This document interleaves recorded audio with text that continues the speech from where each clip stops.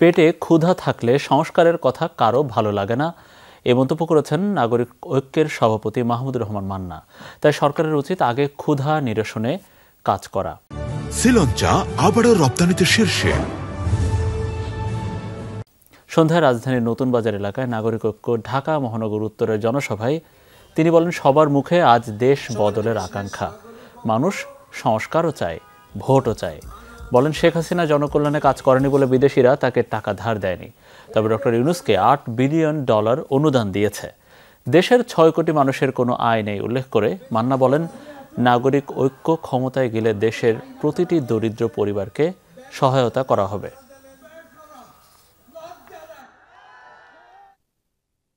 মানুষের পেটে যদি ক্ষুধার আগুন জ্বলে, ওর কাছে কোনো সংস্কার ভালো লাগে না, ওর কাছে কোনো ভোট ভালো লাগে না, কোনো ভালো কথা তার কাছে ভালো লাগবে না।